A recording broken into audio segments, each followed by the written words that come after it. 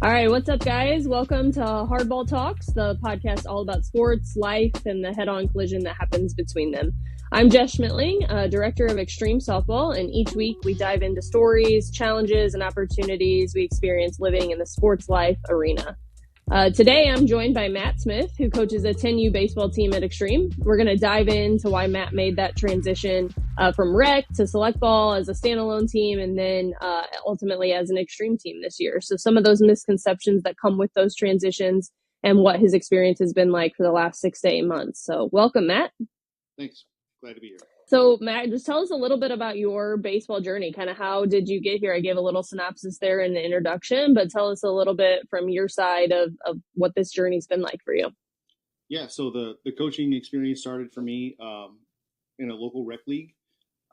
I was dad for a season, didn't volunteer to coach or assistant coach, and the rec league was terrific, and we really liked the umpiring was good. I mean, it very well organized, prepared. And my wife and I had spoken offline between seasons, and there's a core group of really good kids and really good families on this team. It'd be nice if we could all stay together into the next season. How that rec league was organized was they had two grade levels split together, so first and second together, or third and fourth together. And the coach was moving on to a different age group, and we didn't really have anyone to lead that core group. So it was, yes, we are willing to commit the time as a family that it takes for me to coach. And so that's what we did. We kept some families together, played 3 leagues of rec league together, and it was a wonderful experience. But it had gotten to a point where you could sort of tell you were sort of advancing past the competitive level that a rec league can provide as a group. And I think a lot of that was driven by we had so many folks stay together that we just loved. So it was a great experience, and I'm glad we did it. And I wouldn't do anything differently to get started.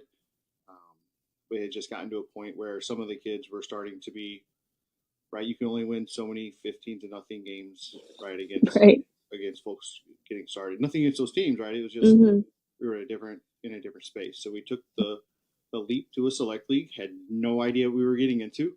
Sort of flying by the seat of our pants. We had heard that select teams were unbelievably expensive, mandated travel, not able to keep your group together, right? They take so many kids and put them on each team, and you just sort of flow in.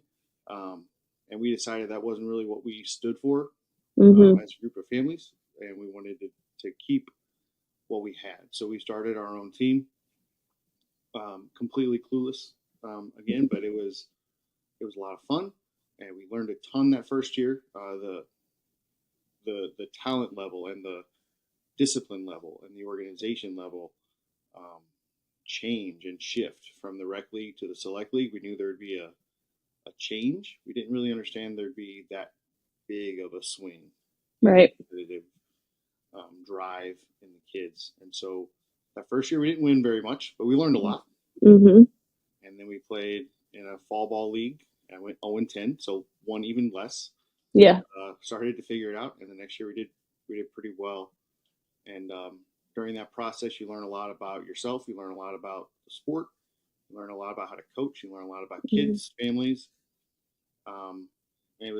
It gotten to a point where it was, you know what, these kids are sort of separating themselves with how competitive they want to be. It's and how much they work outside of practice.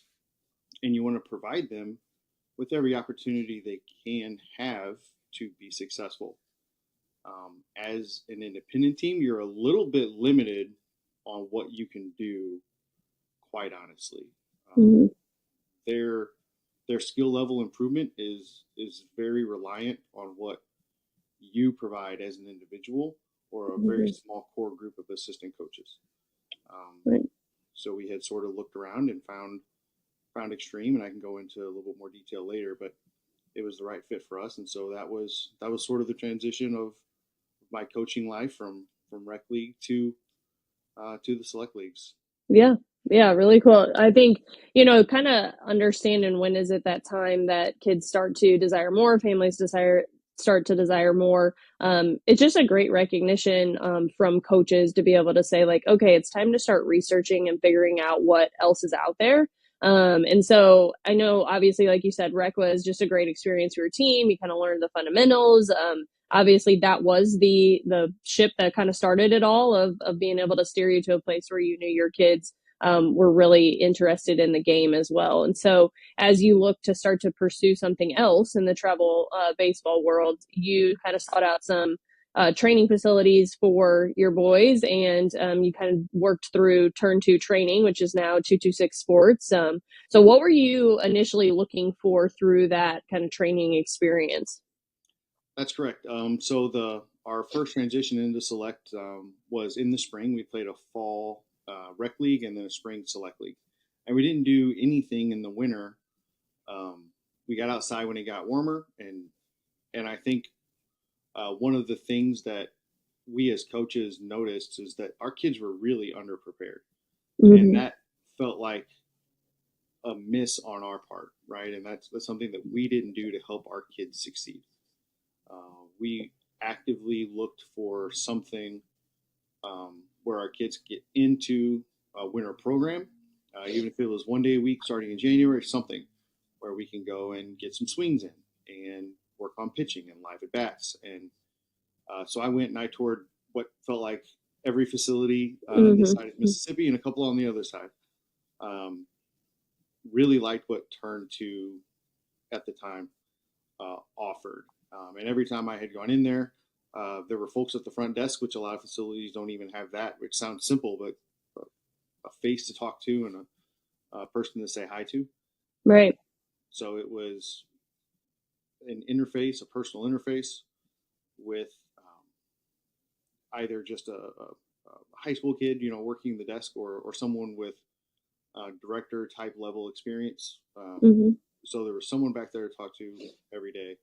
Liked what they had with a defensive field, right? A lot of places don't have that. It's more of a we have a small place to play catch and maybe a couple of cages. So they had a ton of what we were looking for to help the kids progress. And while we were there, we bumped into, oh my goodness, we play soccer with you or hockey, Yeah. or I grew up in the same church as you. Oh my, Mm-hmm. we're neighbors. So it really liked the feel of the building once we were in there doing the winter workouts. It was very welcoming, and the kids really had a lot of fun looking around and seeing the bigger kids and hearing the Mm-hmm. swings of the bat and the parents on the sideline talking about how their kids have done in their games and what their process is in the winter. And it was a really huge turning point for us to see what was available in that space. Yeah, so I think like, you know, obviously you went in looking for training experience, and then ultimately that led to, like you said, just kind of this community feel of all these people around, which um that it's just so unique whenever you walk in and you have those connections, and it's so natural and authentic. So I think that's a really just cool way to start connecting those dots in your brain of like, okay, I'm going to train here. Do I want to do something more here? You know, so as you were kind of going through that process, maybe what were some of the hurdles that you had, or things you had to overcome, or misconceptions to kind of get your team to go from that standalone independent team to now let's start talking about maybe joining this extreme organization? So mandated travel was a big deterrent for us. Mm-hmm. Things are expensive, and all of our kids play multiple sports. Some play three select sports and tinker in some rec leagues on the side. Right, Mm-hmm. we're very busy families with terrific kids that are busy, and Yeah. that's not only is that not a bad thing, it's terrific. That's kids should be busy. Mm-hmm. Uh, so it was a concern of ours that we would be expected to travel X number of times per year because some organizations have that. If you play on our team, we go to wherever once a year, and then we'll try to do a travel indoor tournament. Um, so I hear the term travel ball often. I shy away from that term personally. I prefer the term select ball.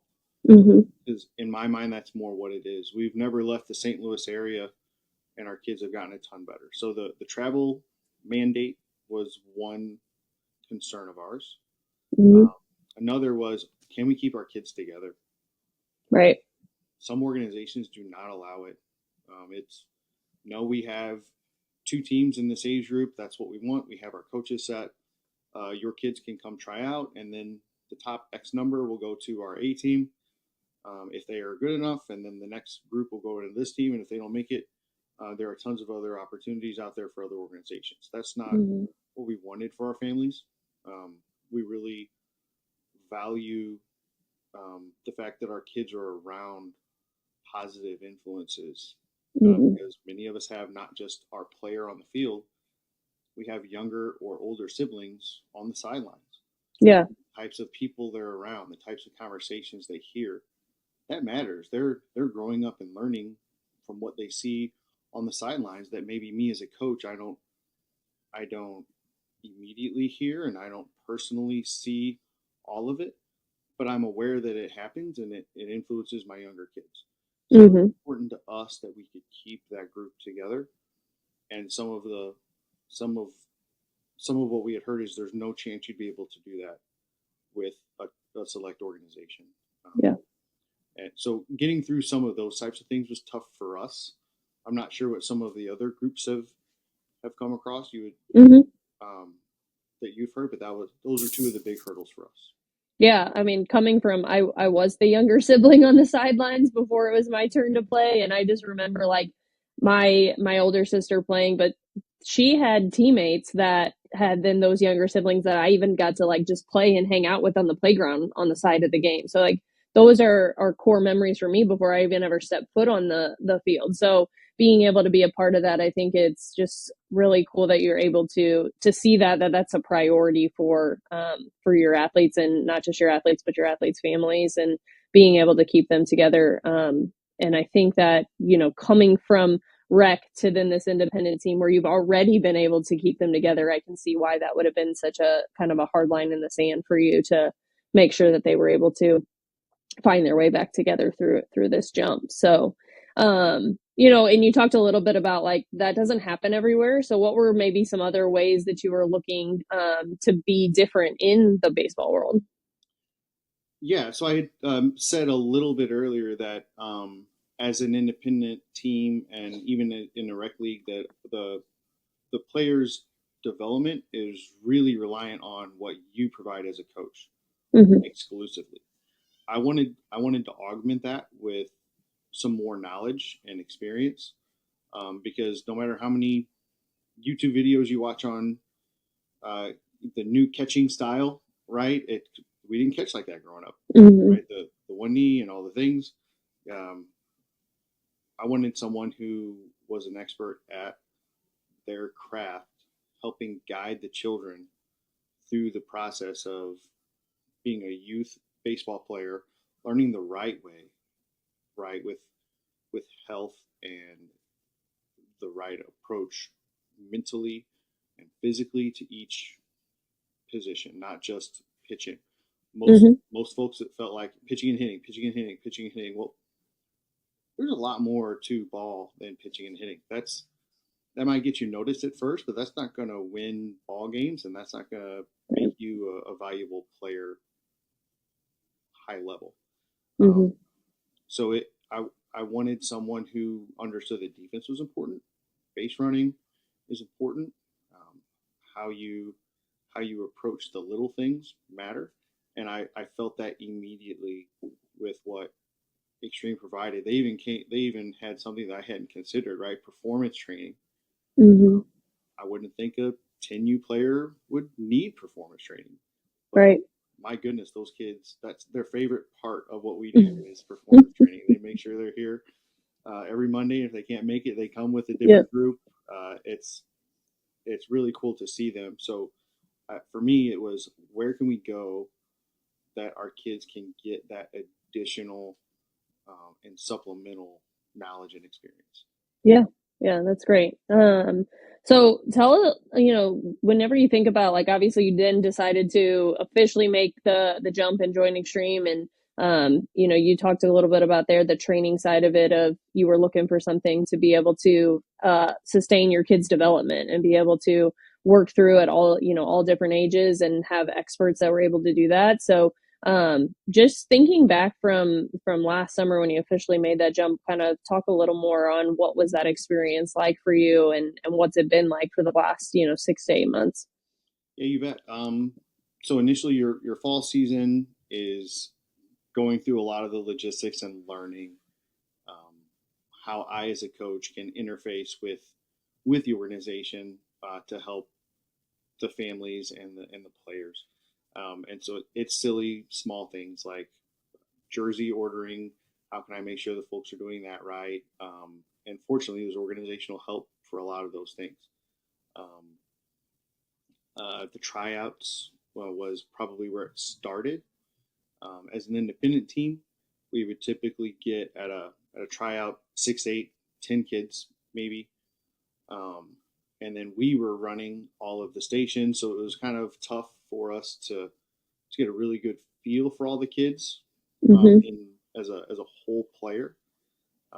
And immediately, early July, the tryouts had, I can't remember the exact number, 40 something kids, which was more than we had both years combined for our tryouts.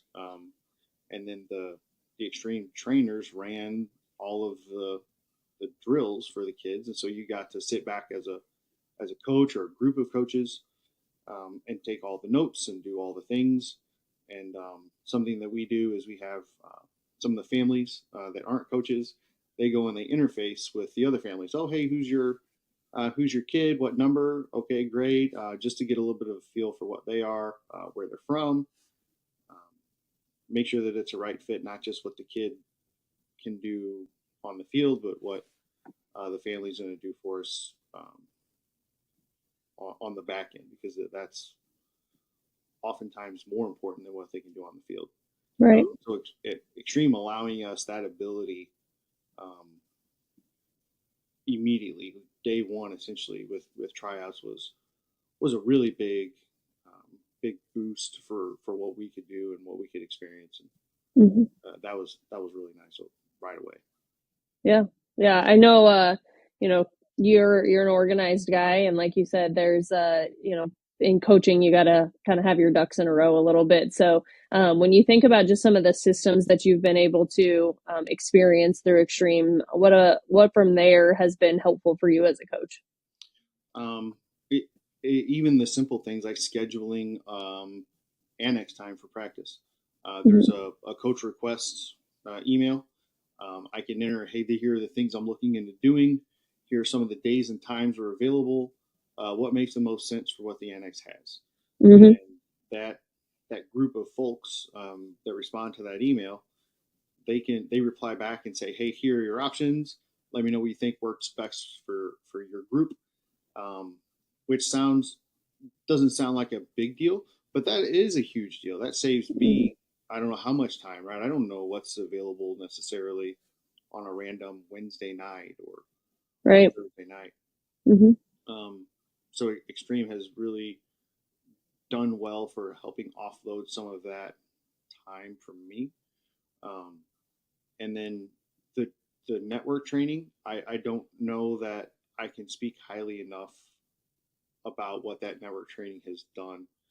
Um, So for folks who aren't familiar with what network training is, quickly, our kids essentially go 2 nights a week. Um, for all of the kids, it's an hour of pitching, an hour of hitting, an hour of defense, and an hour of performance training. Mm-hmm. And those are trainer led. Coaches attend, and coaches can be active participants, right? And help out with setting up stations, help run drills. If you're doing defense, be a glove at first, whatever. So the Mm-hmm. coach is there and helping and assisting, but it's a curriculum developed by the organization to guide your team from where you're starting to where you want to be, and you have some conversations around what that might look like. So it's and the trainers are our pitching trainer is a really good pitching trainer. He's paid to be a pitching coach at the collegiate level. And every trainer we've had has been really good. So the types of drills they do, the way they approach conversations with the kids, because whether a coach realizes it or not, or a trainer realizes it or not, they're a mentor Yeah. to the kids, and the kids learn from what they see and what they hear. And every trainer we've had not only is knowledgeable and helps the kids learn the game, they have been good mentors for our kids. There's no yelling, no screaming, no putting them down. It's building them up. Hey, you didn't get it this time, you get it next time. Here's something you can do a little bit better. It's those kinds of things I couldn't do as an individual coach. So seeing those things help make me better for the kids, and that's a big driver for me. I want to be as good as I can be because those kids deserve it and those families deserve it, and the network training has helped me improve as a coach. Yeah. I love that about network training is just that our coaches get to grow right alongside with the athletes too. You know, they get to be in there and be involved. And like you said, the trainers are a mentor. So then they're able to, you know, maybe get something out of a kid that as a coach that I can't. And so it's really cool to see them interact and figure out what that looks like to be able to push kids to a new place. So let's kind of bring this a little full circle here as far as you were, you know, a part of that independent team looking for some indoor space and training because maybe felt behind the eight ball because you didn't have that. Maybe you had felt like you had to take a winter off. Now, fast forward to you're part of an organization that really values off-season development and being able to get in there with trainers and really push the kids to a new level. You're about ready to, you know, believe it or not, get into the spring here and go out and play games. So what do you feel like you're expecting from your kids as that transition has now happened? You were able to get through that network piece of it. What do you expect there will be forthcoming in the spring? Yeah, you bet. So we've started team training on top of network training.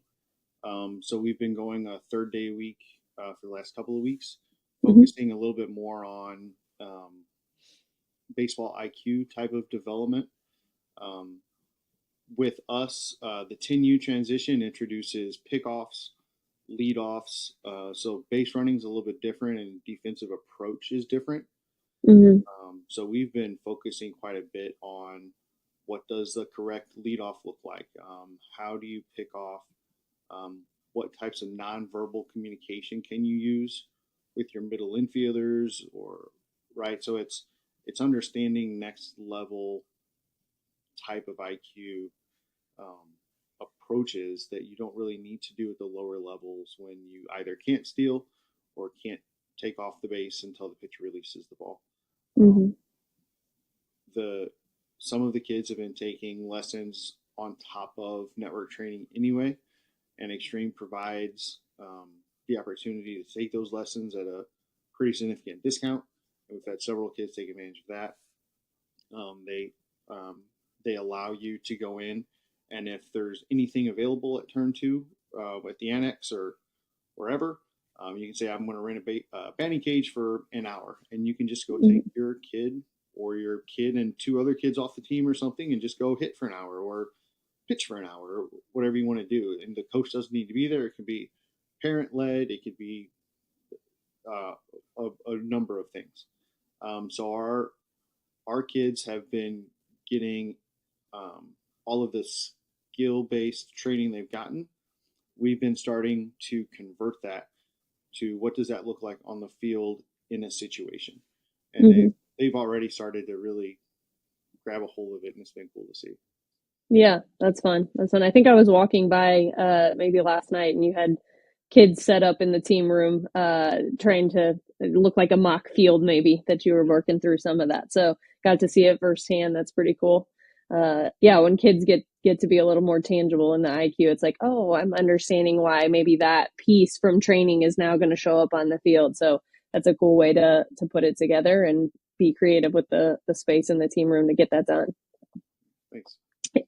Yeah. So I think, we kind of hit quite a bit of it as far as, this question around like what has been the most rewarding thing for you. If you've already hit on something, go ahead and feel like you want to elaborate, or if there's something else maybe that we didn't get to yet, what would you answer as far as most rewarding part of the experience for you so far?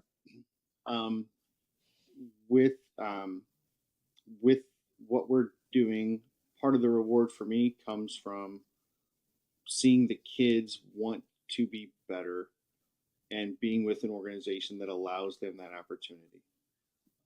So the division we're in our league, they break it up between, I think they call it red and white. Red is the upper, the white is um, still very good, just a little more in the developmental phase Mm-hmm. in our select league. And then they break those up into north and south. So we're going to be in the red north, which is going to be a very competitive division. And we spoke very frankly with the kids. Hey, here are the teams that are in this division. They're all very good. Um, in the director's assessment, this is where we should be. But if we think that we need to do something else to dial it down a notch, let us know, and we'll have that conversation with the director to see if there's anything they can do to put us in a different division. And not one kid wanted to move down. Yeah. It was no, we want to go out and we want to compete against these other terrific teams, and Mm-hmm. let's see where we stand up.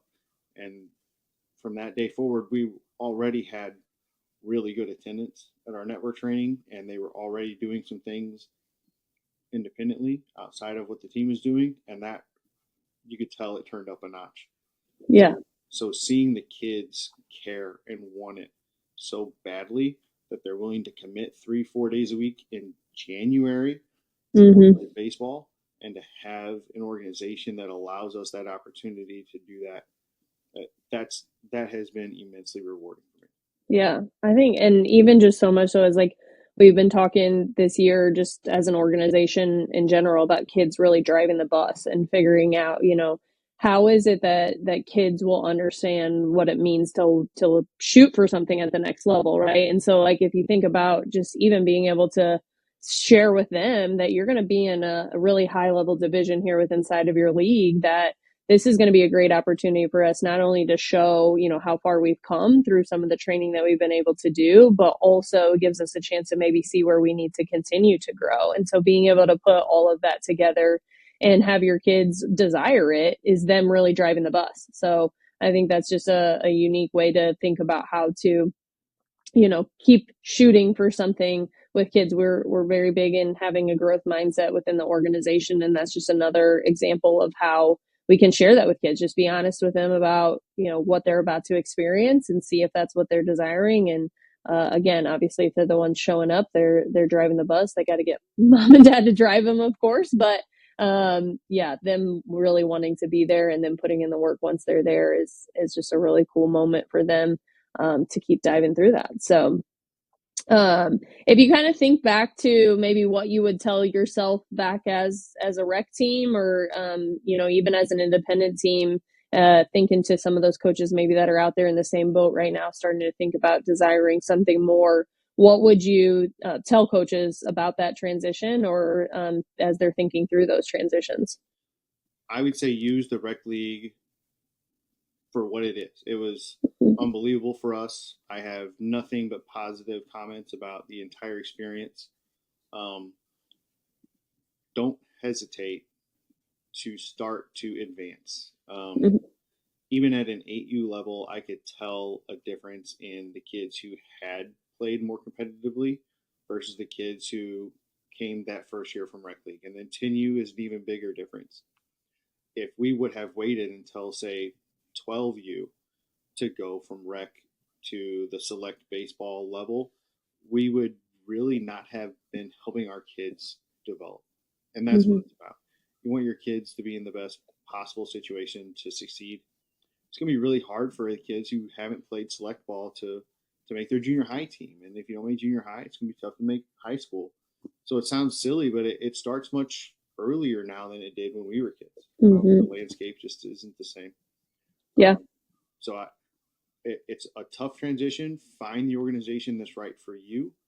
That can provide the types of things that you value, um, and go for it. And then as an independent team, um, looking into maybe something different, or even I'm playing for an organization that maybe I was being told certain things that I haven't seen provided or produced. What are some other options? I would say look for something that allows your kids to be the best version of themselves possible. Um, and my opinion, Extreme has done that for us. Mhm. I Yes, but do your research. Look into all of them. Lots of organizations provide a version of network training. Ask Yeah. specific details about what that network training is. Is it multiple teams together for one time a week for a small period of time and you rotate through? Or is it a dedicated just my team for an hour a week for X number of weeks where I can interface and get to know these trainers, and it's consistent trainers?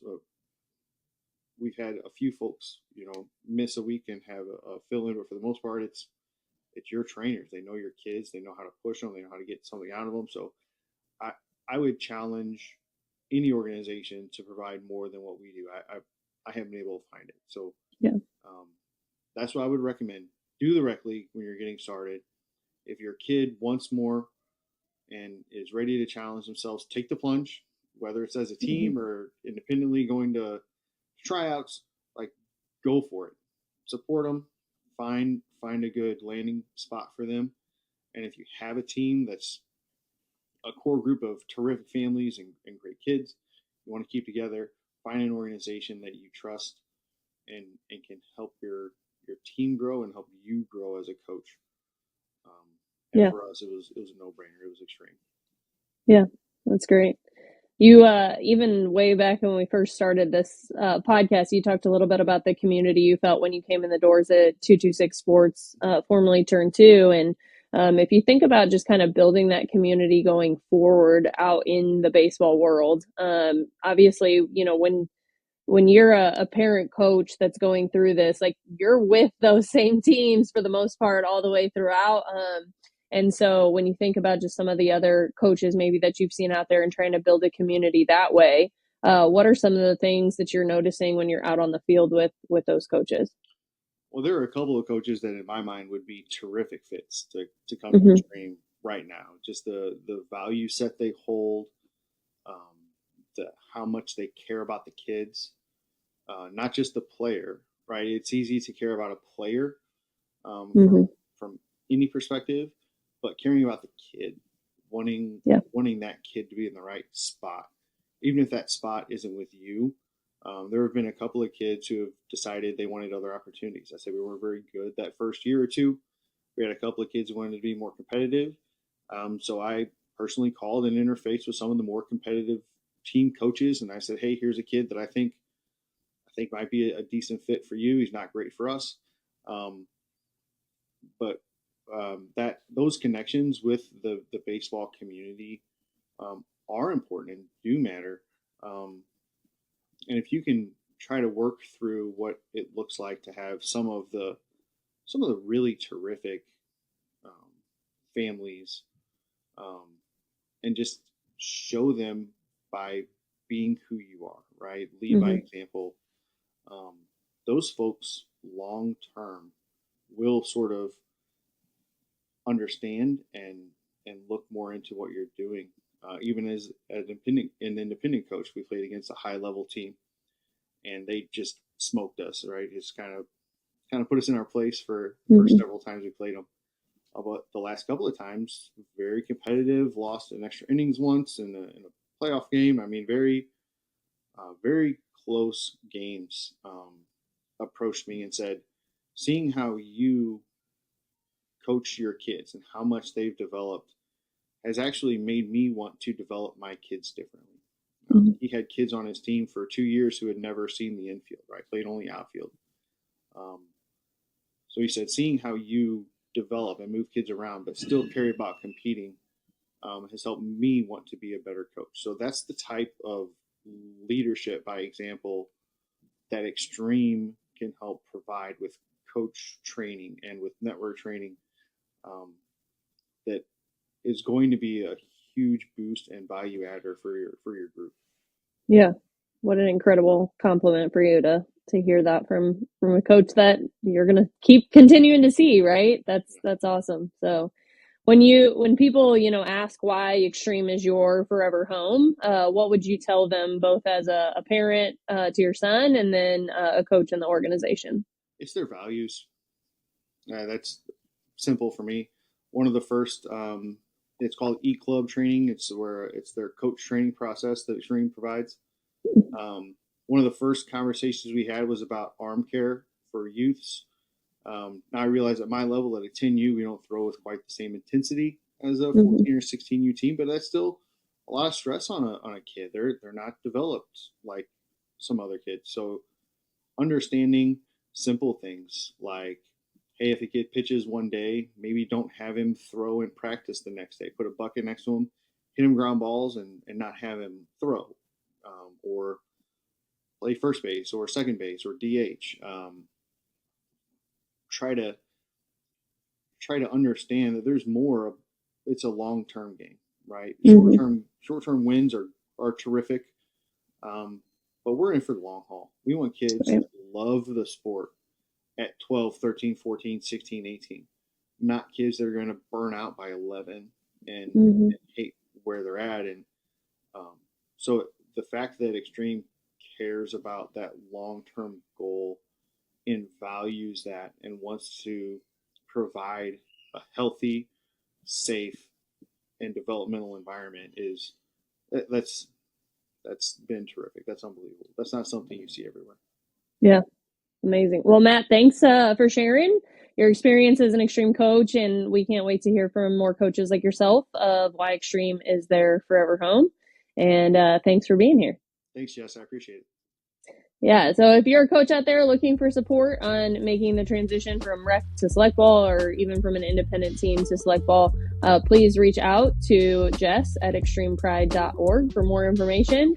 Thanks for listening to Hardball Talks, and please subscribe to catch the upcoming episodes.